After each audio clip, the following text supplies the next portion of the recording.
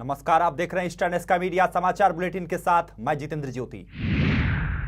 अरुणाचल प्रदेश के मुख्यमंत्री नाबम तुकी और गृह मंत्रालय के शीर्ष अधिकारियों के साथ गृह राज्य मंत्री किरण रिजिजू ने पूर्व अरुणाचल में बाढ़ प्रभावित क्षेत्रों का हवाई सर्वेक्षण किया। गृह राज्य मंत्री किरण रिजिजू ने अरुणाचल प्रदेश के east Siang, Dibang valley, lower Dibang valley, Lohit और नामसाई जिलों का मुआयना किया। मुख्यमंत्री नाबम तुकी और गृह राज्य मंत्री ने पासीघाट में पूर्वी सियांग जिला प्रशासन के अधिकारियों के साथ बातचीत भी की। वहां पासीघाट की डिप्टी कमिश्नर निधि श्रीवास्तव ने केंद्रीय राज्य मंत्री को पिछले 3 महीनों में बारिश की वजह से हुए नुकसान पर एक रिपोर्ट पेश की। हवाई सर्वेक्षण के बाद किरण रिजिजू ने बताया कि राज्य सरकार द्वारा पेश की गई रिपोर्ट का आकलन करने के बाद ही जल्द से जल्द फंड मुहैया करवाया जाएगा। The fury of nature, lots of damages have been caused by floods. The Honorable Chief Minister of Arunachal Pradesh called me up and requested that I can either send the team or if possible I may visit. So I'm happy that I could come myself. So today is the first day I covered West Siang, East Siang, Lower Dibaung Valley, Lohi, and Namsai, and then upper part of Assam, Dibrugarh, Dhemaji, Lakhimpur. So this is the area I have done the aerial survey, and the Chief Minister of Arunachal Pradesh, Chief Secretary, and other officers accompanied me. Tomorrow I will be going to Naporijo, Upper Subansiri, Pakum Pare area, especially Mengyu and Sakali. Then I will be going to East Kameng towards Sijusa and partial West Kameng in Alapong area. Then I will proceed back to Delhi tomorrow evening. देश की राजधानी दिल्ली में नानकपुरा के special police unit of children and women में north east community के लिए कई मुद्दों पर एक जागरूकता कार्यक्रम का आयोजन किया गया। कार्यक्रम में IPS nodal officer for north east Robin Hibu, special CP for law and order Deepak Mishra, New Delhi के deputy labour commissioner MK Gaur और एडिशनल डिस्ट्रिक्ट एवं सेशन जज धर्मेश शर्मा सहित कई लोग मौजूद थे। कार्यक्रम में इन सभी लोगों ने अपने अपनी बातें रखी। आइए आपको दिखाते हैं कार्यक्रम की एक झलक। See, this delay in the examination of the Visara report is a generalized problem all over the country. So this is a problem for our forensic challenge for the forensic doctor also, for the forensic scientist also. And we have repeatedly told the Home Ministry also that we need more forensic scientists, more laboratory infrastructures so that report is not delayed and it is expedited and we get the report in the right time and there is no delay and we conclude the case as early as possible. But till now I feel this is the problem is still happening and the problem is not solved yet. We have to do lots of homework. Delhi is a metropolitan city and we are all part of the city. We face problem. Whether the employee is of Northeast or from Bihar or UP or Delhi itself, the problems are common. So, and these common problems are taken care by the labor laws, existing labor laws. So, I don't find any need to have a separate trade union for Northeast. I don't suggest this kind of division. First of all, our whole idea is emotional integration with our Northeast people. And I, being from the northeastern part of the country, I understand what it means. That's what Delhi Police and Government of India are leaving no stone unturned. And today's the training program is one of that offshoot of that initiative to reach out to them. Because many a time they are not aware of what is their right either in the rent law or in the what is called labor related law, as well as many other things which are already in the law, but they are not aware of that. So our idea is awareness campaign, empowerment through knowledge. This is one of the initiatives. Look, court material, of course, that is a separate issue. But from as a police point of view, whatever we are doing is that we have started in a big way. If you know the law, if you know the procedure, then it will be easier for our people to approach to the advocates, to the court, even to get redressal at all the forum, either in labor law or in the rent law, so on and so forth. So I would say that it is certainly to do with the once you are aware, then certainly it will have positive impact on the what is called law front. But I can tell you that now the response level of Delhi police has increased more because of our representative, because of our SOP, because of our reaching out through WhatsApp, reaching through the Facebook, which has got more than 6,80,000 have login, and we have 14 group of WhatsApp group for all different group at Delhi, and all the good information and do what is called the law related for the common people is being uploaded there. We are getting every day more than 2,000 chatting through our Facebook, and that has certainly increased not only here, even at the back home. And what we are doing is it's a lot of meaning for the emotional integration of our country. These youngsters, they are citizens of tomorrow, and they will go back home with a positive feeling, and that will further integrate our country emotionally. Ma'am, I have given open challenge to one gentleman who said that it took 50 minutes. It is impossible. 100% it is. Will the assurances that you talked about today actually be practiced on? I even dare ask you to come to my office. I'll get the details from my PCR. It is computerized. It cannot be fudged by Deepak Mishra. It cannot be. Kindly come and see. It is all GPS controlled. It is all satellite controlled. And satellites are not owned by Delhi police. They are all American satellites. The initiative by Delhi police to create awareness among the Northeast community in the national capital regarding various issues is indeed a welcome step. What is now to be seen is how it affects the ground reality. This is Prashanti reporting with camera person Deepak from New Delhi for Eastern Sky Media. Arunachal Pradesh की राजधानी ईटानगर के banquet hall में प्रधानमंत्री जन धन योजना के launch से पहले एक शख्स के पास मिली रिवॉल्वर। बैंक्वेट हॉल में सुरक्षा व्यवस्था का किया गया जायजा और सुरक्षा अधिकारी सतर्क दिखे। ईटानगर के बैंक्वेट हॉल में उस समय सब सकते में आ गए जब प्रधानमंत्री जन धन योजना के लॉन्च से कुछ देर ही पहले एक शख्स के पास से लोडेड रिवॉल्वर पाई गई। शख्स का नाम था लुग्या। उससे जब पूछताछ की गई तो लुग्या का कहना था कि वो गलती से रिवॉल्वर बैग में ले आया है। वहीं ऑफिसर इंचार्ज टी बागे ने ईस्टर्न स्काई मीडिया को बताया कि रिवॉल्वर लाने वाला शख्स एक बैंक में सिक्योरिटी गार्ड का काम करता है और उसके पास रिवॉल्वर का उचित लाइसेंस भी है, जिस वजह से उसके खिलाफ कोई केस दर्ज नहीं किया गया है।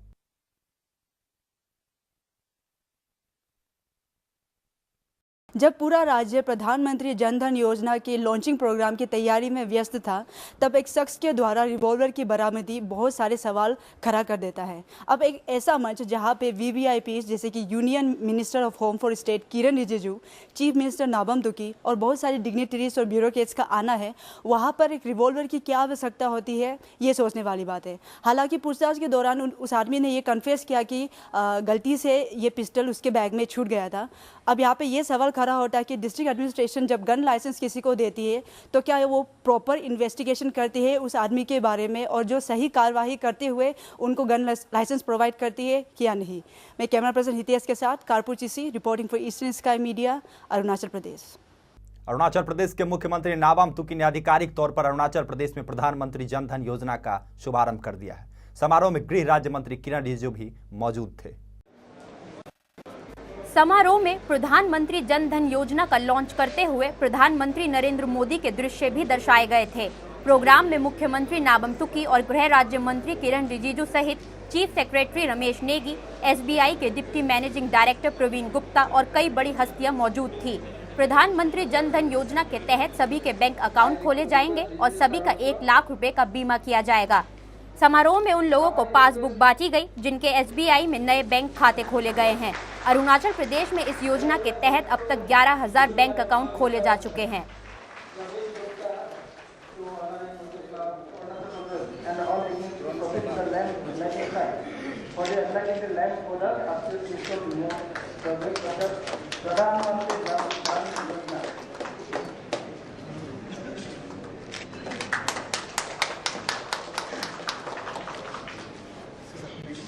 सबसे पहले ये प्रधानमंत्री जन धन योजना आज सारा भारतवर्ष में लॉन्च हुआ है, इसलिए मेरा ओर से अरुणाचल का भाजपा का ओर से प्रधानमंत्री जी को धन्यवाद देता हूँ। ये एक विशेष योजना आज लॉन्च किया गया है, विशेष करके प्रधानमंत्री जी का नेतृत्व में उनका स्वतंत्रता दिवस पर उन्होंने भाषण में बताया था और आज कम ही समय में आज हकीकत में लॉन्चिंग होने के लिए काम किया। उसके साथ हम सब यहाँ अरुणाचल के लिए, हमारे प्रदेश के लिए, हमारे लोगों के लिए बैंकेट हॉल में उनका साथ हम लोग लॉन्च करने के मौका मिला। इससे बहुत फायदा होगा, विशेष करके जो स्टेट बैंक ऑफ इंडिया उन लोग से मैं अनुरोध करूँगा कि ये योजना को आगे सभी का फायदा के लिए अच्छा से ले जाए और कोशिश करें कि बैंक हर जिला में बने।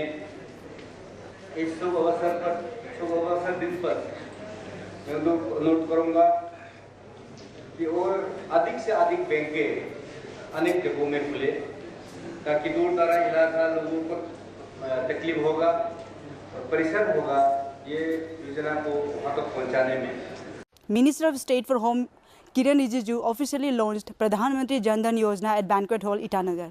Pradhan Mantri Jan Dhan Yojana was declared on 15 August and its official launch took place on 28 August throughout the India.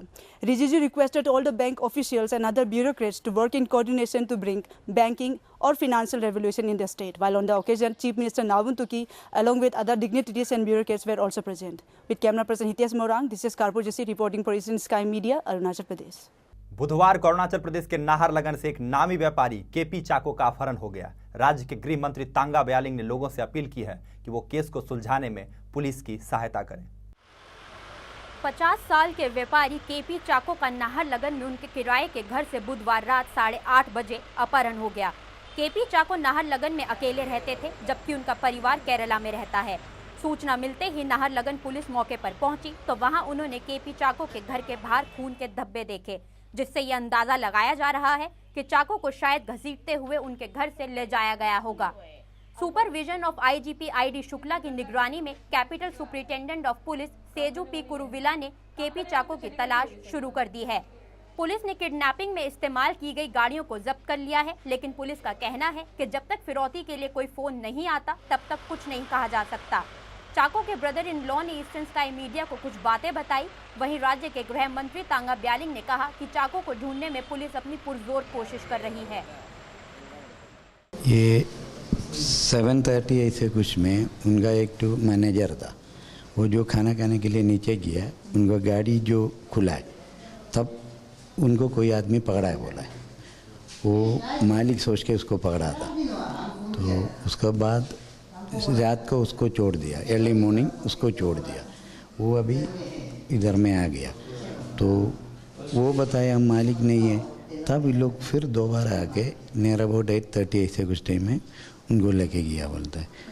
वो जो उसका इन लोग के साथ जाने के लिए थोड़ा सा जो है एग्री नहीं किया है, तब उन लोग कुछ फायरिंग वायरिंग किया है। अच्छा, उनके पास गन भी था? वो जो आया वाला के पास गन था।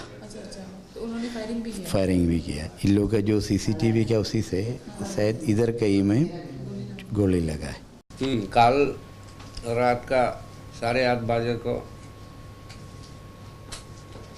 वो किडनैप हुआ है। इसके साथ में और एक आदमी भी था, इसका मैनेजर था। तो हमारा पुलिस तुरंत साथ ऑपरेशन चार्ज किया, चार्ज करके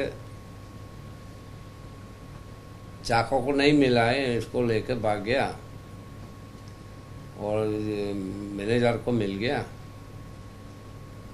और 2 गाड़ी मिल गया, एक मोटरसाइकिल मिल गया। असम के एक दूरदराज गांव में national democratic front of Bodoland के उग्रवादियों ने एक 16 साल की लड़की की गोली मारकर बड़ी ही बेरहमी से हत्या कर दी थी। इस मुद्दे पर जब गृह राज्य मंत्री किरण रिजिजू से बात की गई तो उन्होंने यह आश्वासन दिया कि असम सरकार को इस मामले में जल्द से जल्द कार्रवाई करने के निर्देश दिए जाएंगे। आइए आपको दिखाते हैं किरण रिजिजू से हुई बातचीत का एक अंश। The killing of a 16-year-old girl in Bodoland, it's very shameful and very, dastardly act of the militants, whoever has done it. And they will lose whatever, sympathy they might be carrying, up till now. They should not have done that. It's a big mistake. And do you think the state government is not doing enough to protect such citizens from that? From our side, we will ensure that actions are taken. We'll tell state government to take appropriate action on that. 2 साल चली लंबी लड़ाई के बाद अरुणाचल प्रदेश की राजधानी ईटानगर में RK mission hospital के पास गैर कानूनी रूप से सरकारी जमीन पर बनी बिल्डिंग पर चलाया गया bulldozer. Guwahati high court Itanagar permanent bench ने दिए थे यह आदेश। ईटानगर में गैर कानूनी रूप से सरकारी जमीन पर बिल्डिंग बनाने वालों को मुंह तोड़ जवाब दिया जा रहा है। पिछले काफी दिनों में ऐसी कई जगहों पर बुलडोजर चलाए गए हैं जो गैर कानूनी रूप से सरकारी जमीन पर बनाई गई हो, और अब एक बार फिर से सरकारी जमीन पर गैर कानूनी रूप से बनी इस बिल्डिंग पर बुलडोजर चलाया जा रहा है। Guwahati high court Itanagar permanent bench ने एडीएम के पक्ष में फैसला सुनाते हुए ईटानगर में आरके मिशन हॉस्पिटल के पास डॉक्टर तांगोर तापक की मल्टी स्टोरीड बिल्डिंग को ध्वस्त करने के आदेश दिए, जिसके बाद इस बिल्डिंग को तोड़ा गया है। हाईकोर्ट का ऑर्डर मिलने का बाद ये जो सामने में जो हमारा नेशनल हाईवे से वो ज़मीन इनक्रोच किया इस तरफ से, और आप इस तरफ में एक रास्ता जो डिवीज़न 4 और बहुत से बड़ा मेन रोड है, तो इसमें भी एज पर नोटिफिकेशन 24 मीटर का है, तो उसको भी वो इनक्रोच कर चुका है। पीछे में उन्होंने मेरा सरकारी बिल्डिंग को तोड़ के उसमें वो बिल्डिंग का आधा पार्ट गिरता है। इस प्रकार से हमारा ये जो डॉक्टर तपाक उनका बेटा दोनों हमारा ये जो इंक्रोचमेंट केस पिछले 2012 से चलते आ रहा था, तो आज कल हमारा हाई कोर्ट से ऑर्डर मिलने के बाद मैं ये डिमोलिशन का काम कर रहा हूँ, और मुझे बहुत गर्व की बात है कि हमारा जुडिशरी जो हाई कोर्ट जो ने ऐसे फैसला सुनाया जिससे हमारा यह समाज में जो कानून को कुछ भी नहीं समझता है उन लोगों के लिए ये एक अच्छा लेसन रहेगा। अरुणाचल प्रदेश में इस बार मानसून ने जमकर कहर बरपाया है। सिर्फ कैपिटल कॉम्प्लेक्स में भूस्खलन बाढ़ से 125 करोड़ से भी ज्यादा का नुकसान हुआ है। मॉनसून ने इस बार अरुणाचल प्रदेश में ऐसी तबाही मचाई है जिसकी भरपाई होने में शायद थोड़ा समय लग जाएगा। बारिश ने जगह जगह सड़कों को तहस नहस कर दिया है। ड्रेनेज सिस्टम खराब होने की वजह से सड़कें तालाब में तब्दील हो गई हैं। कहीं नदियां उफान पर हैं तो कहीं कटाव ने आवाजाही पर खासा असर डाला है। इस मॉनसून ने सिर्फ सड़कों को ही बर्बाद नहीं किया, बल्कि लोगों के घर, खेती, यहां तक कि कुछ जानें भी गई हैं। मॉनसून ने अरुणाचल के लोगों को किस कदर परेशान किया है, इस बात का अंदाजा आप इसी से लगा सकते हैं कि किसी का तो घर उजड़ गया तो किसी ने घर के साथ साथ अपनों को भी खो दिया। कैपिटल कॉम्प्लेक्स के डिप्टी कमिश्नर ने बताया कि सिर्फ और सिर्फ कैपिटल कॉम्प्लेक्स में ही 125 करोड़ से भी ज्यादा का नुकसान हुआ है। तो जरा सोचिए कि पूरे राज्य भर में कितना नुकसान हुआ होगा।